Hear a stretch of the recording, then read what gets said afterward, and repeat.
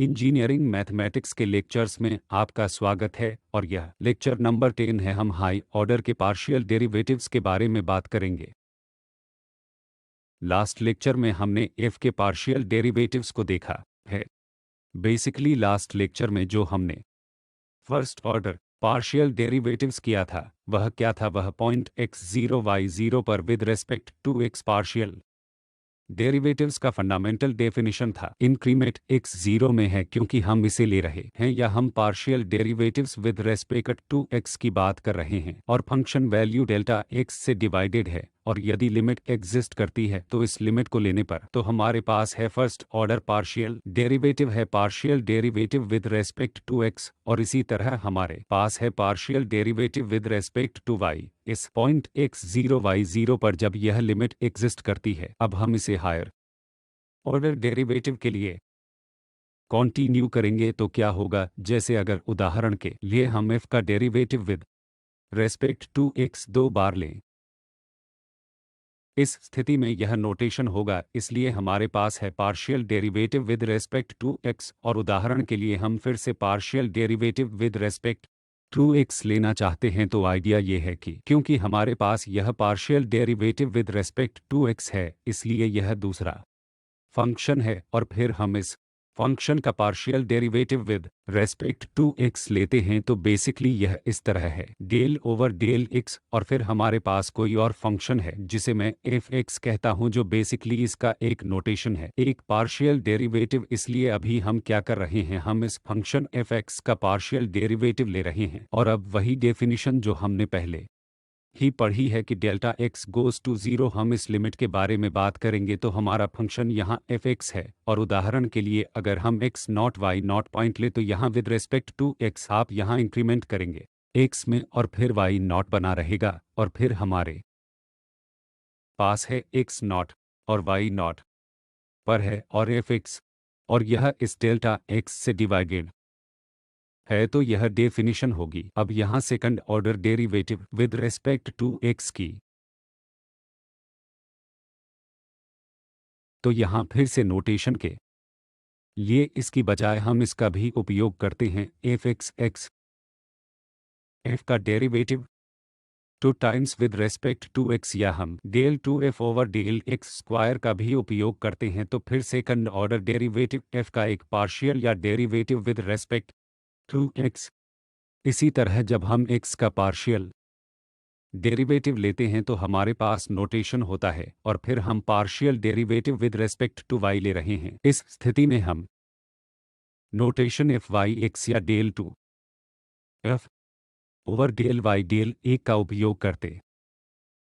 हैं। कुछ लिटरेचर में लोग इसे f(x)y या डेल x डेल y की ही तरह किसी और तरह से उपयोग करते हैं। तो हम इस notation partial derivative with respect to x को फॉलो करेंगे और फिर हम एक बार फिर से partial derivative with respect to y लेते हैं। इस प्रकार हमारे पास यह ऑर्डर होगा, यहाँ y(x) और f(y(x) और del two f del y del x। इसका मतलब है कि पहले तीन partial derivative with respect to x और फिर विद रेस्पेक्ट टू y, इसलिए two times partial derivative with respect to y के लिए उसी तरह का नोटेशन जिसे हम इस तरह डिनोट करेंगे विद रेस्पेक्ट टू x, यहाँ f(y(y) या del two f over del y(u), या हम पहले partial derivative with respect to y ले सकते हैं और उसके बाद partial derivative with respect to x ले सकते हैं। तो इसे हम f(x)y या del two f del x del y के रूप में डिनोट करेंगे। यह बस नोटेशन है और ये डेरिवेटिव f(x)y या f(y(x) मिक्स्ड डेरिवेटिव कहलाते हैं क्योंकि हमने दोनों वेरिएबल x और फिर विद रेस्पेक्ट टू y का उपयोग किया है, या पहले विद रेस्पेक्ट टू y और फिर x का, तो इसे मिक्स डेरिवेटिव कहते हैं। आइए हम इस मिक्स डेरिवेटिव को सीधे कंप्यूट करें। Del two f over del x del y और del two f over del y del x इस फंक्शन के ओरिजिन पर, जैसा कि हमने डिस्कस किया था,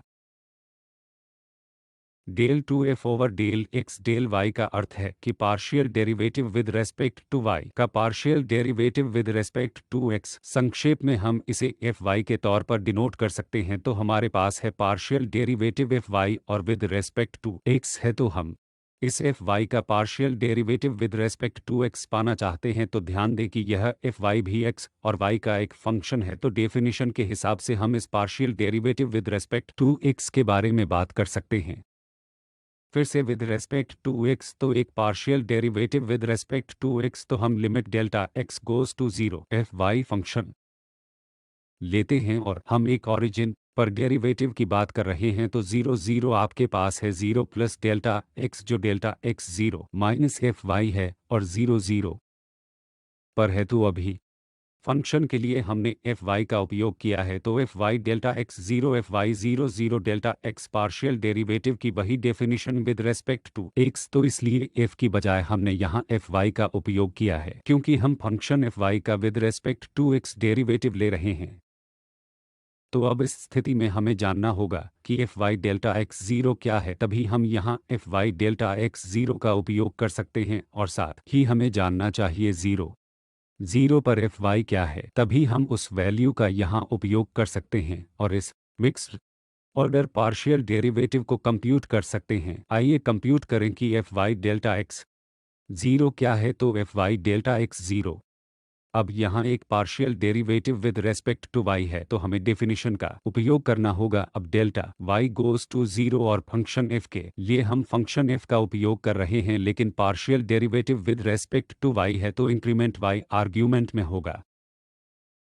इसलिए f delta x 0 delta x वही बना रहेगा क्योंकि हम डेल्टा x को टच नहीं कर रहे हैं, हम derivative with respect to y ले रहे हैं, तो यह डेल्टा x बना रहेगा और यहाँ 0 प्लस डेल्टा y जिसे मैं केवल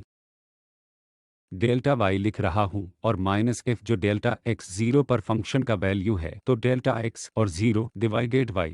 तो डेल्टा y क्योंकि हम derivative with respect to delta y ले रहे हैं, इसलिए अब अगर हम delta y goes to 0 delta x delta y compute करें तो हमें इसे सब्स्टिट्यूट करना होगा। अब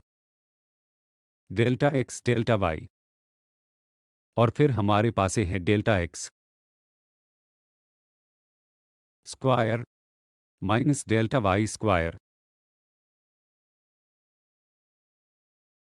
और divided by delta X square delta Y square minus F delta X और वाई 0 जब वाई 0 है यह 0 हो जाएगा और यहाँ हमें डेल्टा वाई टर्म प्राप्त होगा,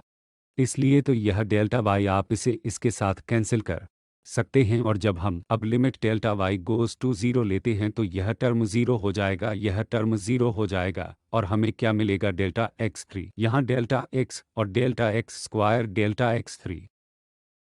ओवर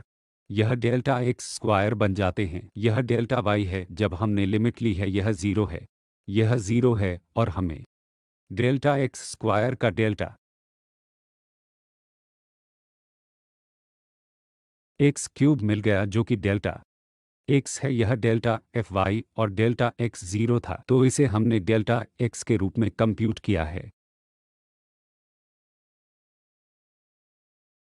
आइए इसका उपयोग करें, यह डेल्टा एक्स है, अब हमें डेल्टा एफ वाई 0 0 कंप्यूट करना है, तो एफ वाई 0 0 क्या है, एफ वाई 0 0 फिर से हमें डेफिनेशन का उपयोग करना होगा, तो डेल्टा वाई गोज़ टू 0 और फिर हमारे पास है फंक्शन f और हम फंक्शन f का partial derivative with respect to y ले रहे हैं, इसलिए 0 वैसा ही बना रहेगा, तो 0 प्लस डेल्टा वाई यहाँ हमारे पास है डेल्टा वाई माइनस एफ 0 0 और डिवाइडेड बाई डेल्टा वाई, यह limit delta Y goes to 0 और यह आर्ग्यूमेंट 0 है और हमारे पास प्रोडक्ट है, तो यह 0 हो जाएगा और माइनस एफ 0 0 0 है जो कि दिया है और डेल्टा y तो यह 0 हो जाएगा, तो 0 0 पर partial derivative with respect to y 0 हो जाएगा, इसलिए यहाँ यह 0 है, तो हमें यह दोनों मिल गए, इसलिए एफ वाई डेल्टा x 0 0 या डेल्टा x 0 है और यहाँ एफ वाई 0 0 0 है, इसलिए हम delta x minus 0 over delta x को सब्स्टिट्यूट कर सकते हैं और यह delta x over delta x 1 हो जाए, जो हमारे पास यह लिमिट 1 है। तो हमें इस order del x del y का यह partial mixed order partial derivative 1 मिलता है। इसी तरह से हम second order partial derivative with respect to y और उसके बाद विद रेस्पेक्ट टू x को भी कंप्यूट करेंगे। इस मामले में हमारे पास जो अभी order del over del y of del over del x है, जिसका अर्थ है कि फंक्शन f(x) का partial derivative with respect to y। इस मामले में एक बार फिर से हम डेफिनिशन का उपयोग करते हैं, तो डेल्टा y गोज़ टू 0, यह डेल्टा y और हमारे पास फंक्शन f(x) है, तो f(x) 0, क्योंकि हम partial derivative with respect to y ले रहे हैं, तो हमें y में इंक्रीमेंट प्राप्त होगा। तो 0 प्लस डेल्टा y, जो कि डेल्टा y माइनस f(x) 0 0 है, हमारे डेल्टा y। तो अब पिछली स्लाइड की तरह हमें पहले fy की बजाय इस f(x) 0 डेल्टा y और f(x) 0 0 को कंप्यूट करना है। तो यहाँ डेरिवेटिव है f(x) 0 डेल्टा y, तो फिर से लिमिट डेल्टा x होगी,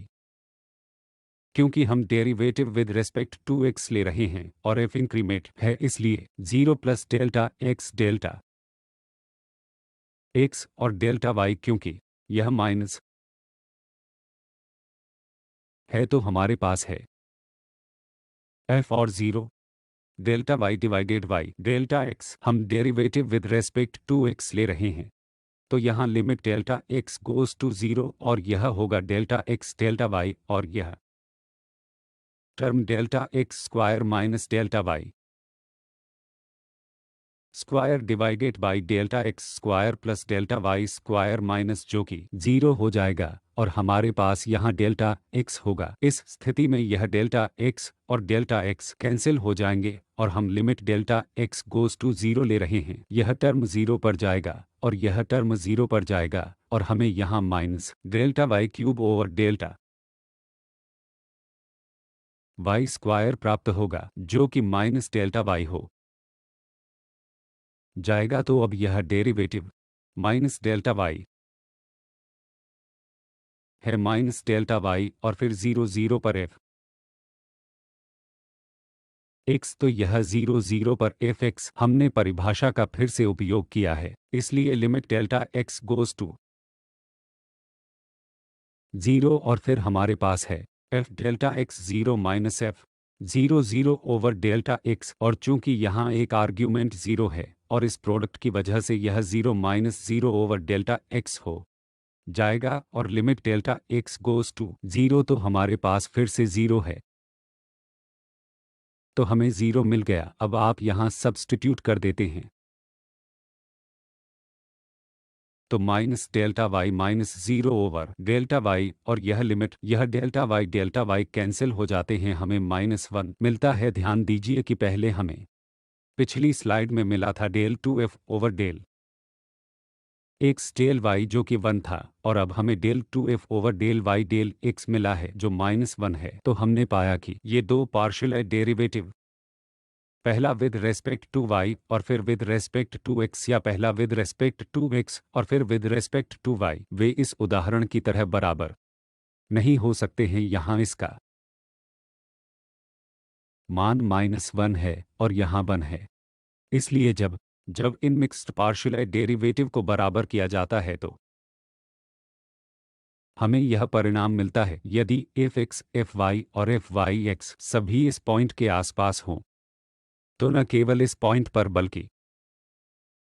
इस पॉइंट के आसपास भी यह तीनों एग्जिस्ट करते हैं, और यह यहाँ टॉप पर fy(x) पॉइंट 0 0 पर भी कंटिन्यूअस है। इस मामले में हमें रिजल्ट मिलता है कि इस पॉइंट पर f(x) y भी एग्जिस्ट करेगा और यह fy(x) की वैल्यू के बराबर होगा। इसलिए बेसिकली इस fy(x) की कंटिन्यूटी यहाँ बड़ा रोल प्ले करती है, या हम इस रिजल्ट को x y के लिए कर सकते हैं। या एक और पैरेलल रिजल्ट है, यदि मिक्सड डेरिवेटिव इन fy(x) और fxy को याद रखना आसान है, तो जब इक्वलिटी होती है, तो जब ये मिक्स डेरिवेटिव fy(x) और fx y एक ओपन स्पेस D में कंटीन्यूअस होते हैं तो डोमेन में किसी पॉइंट पर हमें पार्शियल डेरिवेटिव बराबर मिलते हैं। ये मिक्स्ड ऑर्डर पार्शियल डेरिवेटिव बराबर हैं तो पिछले उदाहरण में निश्चित तौर पर वे पार्शियल डेरिवेटिव बराबर नहीं थे, नहीं तो हमें इक्वलिटी प्राप्त होती कि एफ वाई एक्स और एफ एक्स वाई बराबर हैं, क्योंकि वहाँ सफिशिएंट कंडीशन है। तो यदि ये डेरिवेटिव कंटीन्यूअस हैं, second partial order derivative continuous हैं, तो वे बराबर होंगे। तो यहाँ से हम यह नतीजा निकाल सकते हैं कि यदि वे बराबर नहीं हैं, यदि वे बराबर नहीं हैं तो डेरिवेटिव कंटीन्यूअस नहीं है। क्योंकि यदि डेरिवेटिव कंटीन्यूअस हैं तो वे उन्हें बराबर होना चाहिए। तो अगर ये डेरिवेटिव बराबर नहीं हैं, ये मिक्स्ड ऑर्डर डेरिवेटिव बराबर नहीं हैं, तो हम कह सकते हैं कि पार्शियल डेरिवेटिव ये mixed order partial derivative continuous नहीं हैं। तो आइए इस उदाहरण में देखें। तो पहले इस problem X Y cube over X plus Y square के लिए एफ एक्स वाई और एफ वाई एक्स कंप्यूट करेंगे जब एक्स वाई के बराबर नहीं है, क्योंकि अन्यथा ऐसा होगा कि यह यहाँ डिफाइन नहीं होगा और दूसरी जगहों पर वैल्यू 0 होगी। तो हम फंक्शन एफ वाई की सेकंड ऑर्डर पार्शियल डेरिवेटिव को with respect to X compute करते हैं। डेफिनेशन के हिसाब से हमारे पास हैं एफ वाई डेल्टा एक्स 0 और F Y 0 over delta X, और पहले के उदाहरण की तरह हमें कंप्यूट करना होगा। अब यह एफ वाई डेल्टा एक्स है जो फिर से लिमिट होगी और delta Y goes to 0 and F हम डेल्टा वाई की बात कर रहे हैं, इसलिए डेल्टा एक्स नहीं बदलेगा और हमारे पास है 0 प्लस डेल्टा वाई। फिर हमारे पास है एफ डेल्टा एक्स 0 और डिवाइडेड बाई डेल्टा वाई। तो यह लिमिट क्या है? तो अगर हम यह लिमिट लें डेल्टा वाई गोज़ टू 0, यह डेल्टा एक्स हो जाएगी और डेल्टा वाई क्यूब यहाँ से फिर डेल्टा वाई स्क्वायर माइनस में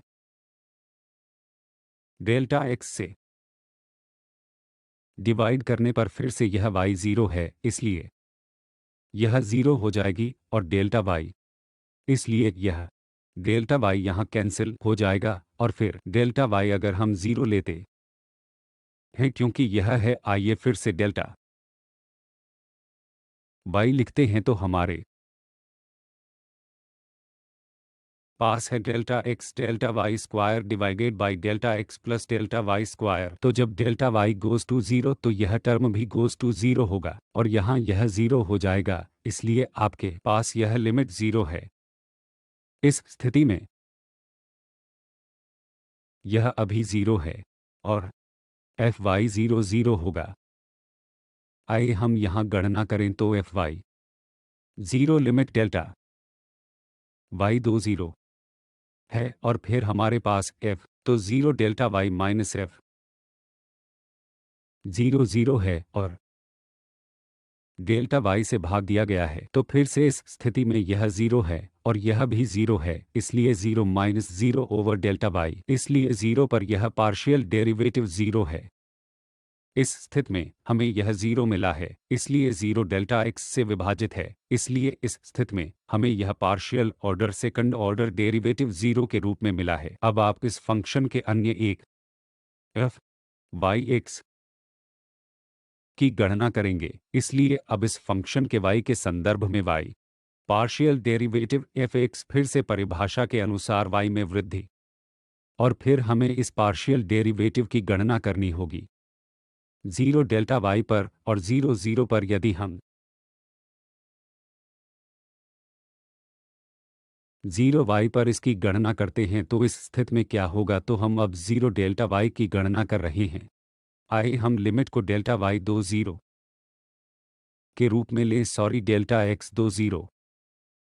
नहीं, डेल्टा वाई 0, यह डेल्टा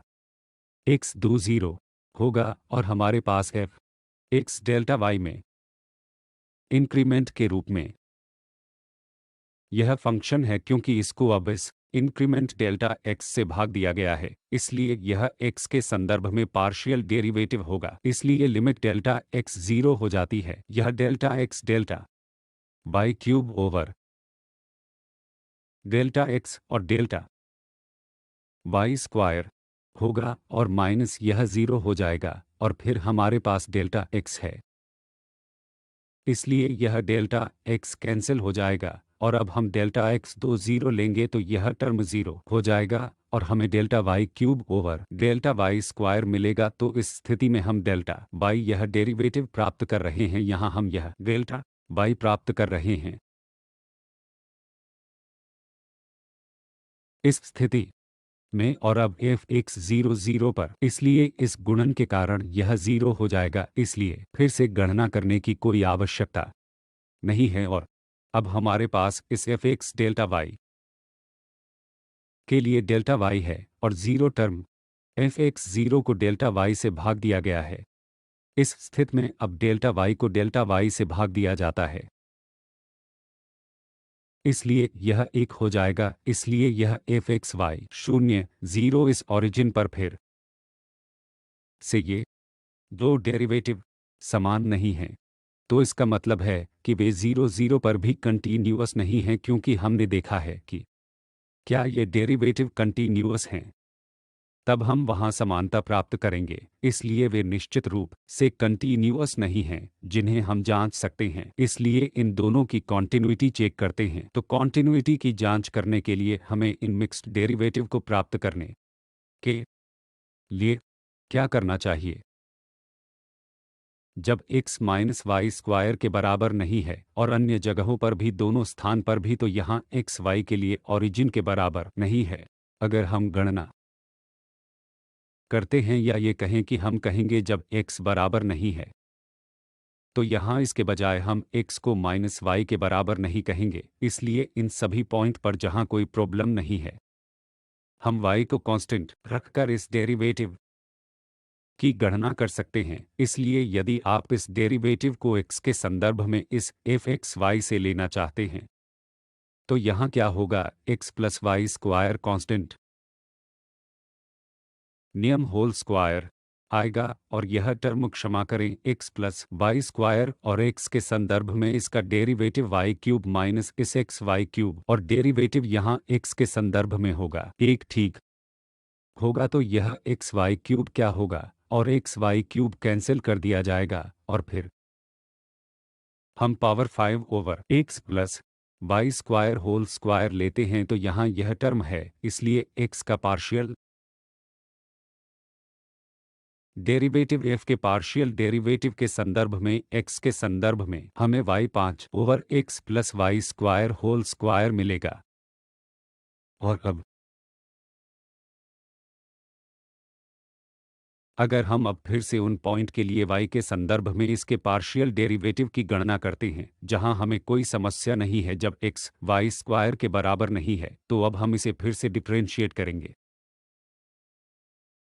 इस फंक्शन को x कांस्टेंट रखते हुए y के संदर्भ में ठीक वही करते हुए जो हमने वहां किया है। अब फंक्शन यह एक है, हम यहां y 6 प्लस 5 x y 4 या x plus Y square cube प्राप्त करेंगे जब हम y के संदर्भ में इसका डेरिवेटिव लेते हैं। x को कांस्टेंट रखते हुए हमें यह टर्म यहाँ मिलेगा। तो हमारे पास यह partial derivative F Y X एक पॉइंट एक्स वाई पर है जब x माइनस वाई स्क्वायर के बराबर नहीं है। अब हमें अन्य पॉइंट पर भी गणना करनी होगी, इसलिए सबसे पहले हमें यह ध्यान रखना चाहिए कि यदि हम यहाँ पार्शियल डेरिवेटिव की गणना पहले y के संदर्भ में और फिर x के संदर्भ में करते हैं, हमें उतनी ही मात्रा मिलेगी जितनी पहले कारण से स्पष्ट है, क्योंकि जब x y के बराबर नहीं है तो हमारे पास यह अच्छा फंक्शन है और जो निश्चित रूप से कंटीन्यूअस है। हम यह साबित कर सकते हैं कि तो ये सभी डेरिवेटिव इसलिए बराबर होने चाहिए इन पॉइंट पर जहां कोई समस्या नहीं है। समस्या तब होगी जब इसे 0 के रूप में परिभाषित किया गया है। इसलिए जब x माइनस वाई स्क्वायर के बराबर है तो उन पॉइंट पर हमें अन्य सभी पॉइंट पर सावधान रहना होगा। निश्चित रूप से डेरिवेटिव कंटीन्यूअस होगा और मूल्य होगा बराबर, इसलिए हमें इसे फिर से गणना करने की आवश्यकता नहीं है। कोई भी यह चेक कर सकता है कि कोई इसे सत्यापित कर सकता है। इसलिए पहले y के संदर्भ में पार्शियल डेरिवेटिव की गणना करनी होगी और फिर x के संदर्भ में। क्या आप देख सकते हैं कि हमें बिल्कुल वही एक्सप्रेशन मिलेगा? तो अब इसके लिए इसकी कॉन्टिन्यूटी की जांच करने के लिए हमें अब इस एफ वाई एक्स की लिमिट लेनी है। अब अगर हम यह एक्स एम वाई स्क्वायर के बराबर लेते हैं तो यह विशेष बात है, तो क्या होगा, पहले मैं इसे स्पष्ट कर दूं। तो अब क्या होगा, क्योंकि एक्स एम वाई स्क्वायर के बराबर है, इसलिए यदि हम यहाँ रखते हैं तो एम वाई स्क्वायर के बराबर है, तो क्या होगा, तो हमारे पास Y 6 + 5 F X M Y square है, और फिर हमारे पास वाई 4 है, और एक्स से भाग देने पर फिर से M Y square plus Y square और पावर 3 है, और फिर हम लिमिट ले सकते हैं, क्योंकि एक्स ओरिजिन तक पहुंचने के लिए 0 पर जाता है, क्योंकि यह पाथ हमें ओरिजिन तक ले जाएगा। और अब जब x 0 पर जाता है तो यहाँ क्या हो रहा है, क्षमा करें, y 0 हो जाता है, क्योंकि हमने x y को बदल दिया है, और अब y 6, तो यहाँ y 6 और y स्क्वायर पावर 3, तो सब कुछ m के अलावा कैंसिल हो जाएगा, और हमें न्यूमरेटर में 1 + 5m और इस m over plus a cube प्राप्त करेंगे, तो यह नंबर, तो इस पाथ के साथ अब यही लिमिट है।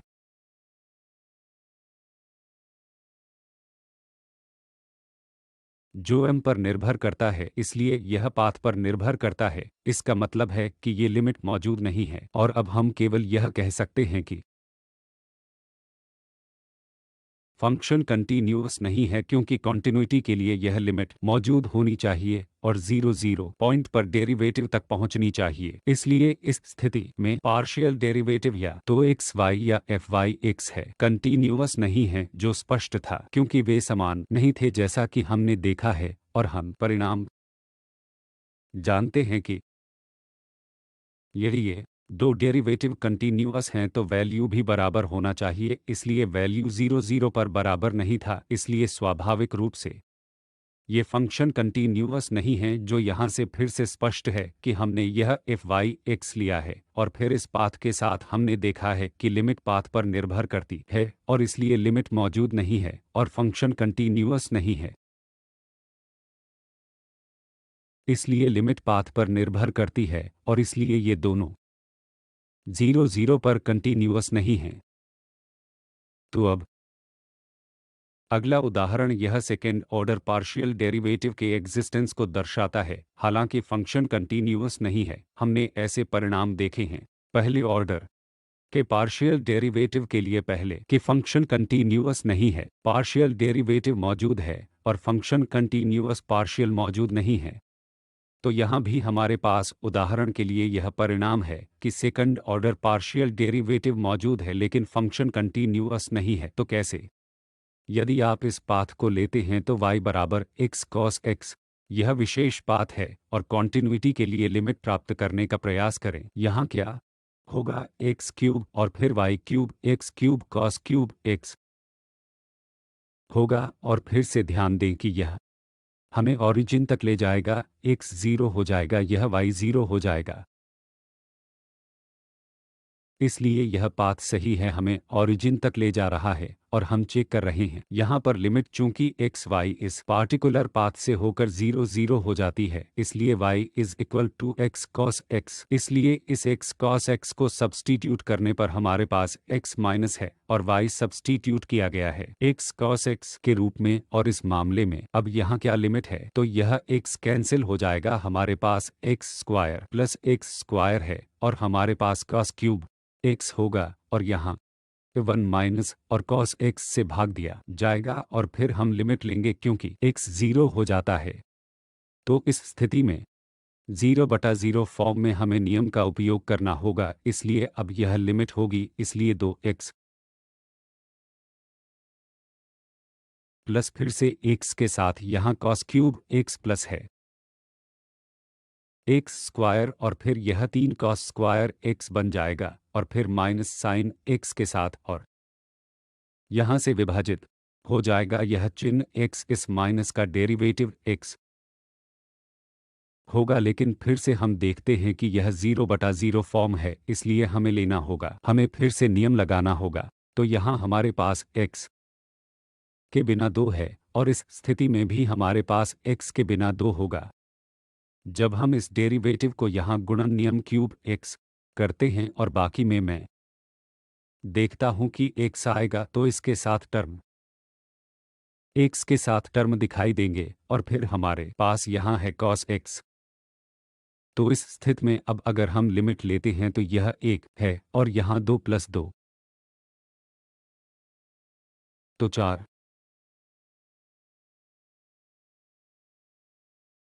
हो जाएंगे, इसलिए यह लिमिट 4 है और अब हमने ले लिया है। हमने देखा है कि एक्स वाई के 0 पर जाने की यह लिमिट 0 नहीं 4 है, इसलिए यहाँ फंक्शन वैल्यू 0 है, लेकिन इस विशेष पाथ के साथ हमने देखा है कि वैल्यू 4 है, इसलिए निश्चित रूप से यह फंक्शन कंटीन्यूअस नहीं है। यह कोई अन्य पाथ भी ले सकता है और कर दिखा सकता है कि लिमिट भिन्न है। उदाहरण के लिए यदि हम y को 2x के बराबर लेते हैं, अगर हम इसे लेते हैं यहाँ पाथ और फिर हम देखेंगे कि लिमिट अलग है, इसलिए यदि x 0 हो जाता है और हमने इस x क्यूब को इस पाथ पर ले लिया है तो y 2x है तो 8x क्यूब है और फिर यहाँ हमारे पास -x और -2x, इसलिए -x और यह 0 हो जाएगा, इसलिए हमारे पास दो अलग पाथ हैं, एक y x cos x के बराबर और दूसरा y 2x के बराबर। यहाँ लिमिट 0 है, यहाँ लिमिट 4 थी। इससे निष्कर्ष निकलता है कि लिमिट मौजूद नहीं है और किसी भी स्थिति में यहाँ फंक्शन का वैल्यू 4 है और हम पहले ही इस पाथ के साथ देख चुके हैं कि वैल्यू 4 है, इसलिए वहाँ ही हम यह निष्कर्ष निकाल सकते हैं कि फंक्शन कंटीन्यूअस नहीं है। इसलिए इस स्थिति में फंक्शन कंटीन्यूअस नहीं है, लेकिन हम क्या कर सकते हैं, हम 0 0 पर f x x का मूल्यांकन कर सकते हैं। तो 0 0 पर f x परिभाषा के अनुसार f x डेल्टा x 0 और f x 0 0 over delta x सामान्य परिभाषा जिसे हमने कई बार उपयोग किया है, और फिर हमें फिर से देखना होगा कि यह फंक्शन यहाँ क्या है, f x डेल्टा x। इसलिए हमें देखना होगा कि f x और डेल्टा x 0 क्या है, तो यह लिमिट होगी डेल्टा x गोज़ टू 0, क्योंकि यहाँ डेरिवेटिव हैं और f है उपयोग करना इसलिए बेहतर है क्योंकि डेल्टा x पहले से ही है। आइए हम इस f x की गणना सामान्य पॉइंट x 0 पर करें, इसलिए इसके बजाय अब हम यहाँ चुनेंगे डेल्टा x 0 के बजाय f x 0। बाद में हम इस पॉइंट को डेल्टा x 0 के रूप में सब्स्टिट्यूट करेंगे, इसलिए किसी भी सामान्य पॉइंट x 0 पर हम डेरिवेटिव की गणना कर रहे हैं, इसलिए लिमिट डेल्टा x 2 0 और f तो x प्लस डेल्टा x, क्योंकि पहले आर्ग्यूमेंट में इंक्रीमेंट किया जाना है, फिर 0 और माइनस f x 0 सॉरी, और फिर हमारे पास डेल्टा x है। तो इस स्थिति में यह लिमिट डेल्टा x 2 0 यह बन जाएगी। क्योंकि दूसरा आर्ग्यूमेंट 0 है, इसलिए कोई y टर्म नहीं है, बस वहाँ x स्क्वायर होगा, जिसका अर्थ है x plus delta x whole square और माइनस जब यह x है तो x स्क्वायर मिलेगा और डेल्टा x से भाग दिया जाएगा, तो यह x स्क्वायर बन जाएगा जो 2 टाइम्स x डेल्टा x और डेल्टा x स्क्वायर को डेल्टा x से भाग करके कैंसिल कर देगा और यह लिमिट डेल्टा x 0 हो जाएगी। तो इस स्थिति में हमें यह परिणाम 2 टाइम्स x के रूप में मिलेगा। तो यह 2 टाइम्स x और टफ x 0 0 है। यह गणना करना बहुत आसान है कि यह 0 आएगा। तो इस स्थिति में हमारे पास ये 2 टाइम्स हैं। अब परिणाम था f x पॉइंट x पर 0 x का 2 टाइम्स है, इसलिए यहाँ delta x 2 times delta x minus f x 0 0 delta x पर 0 है और फिर यहाँ वैल्यू 2 है,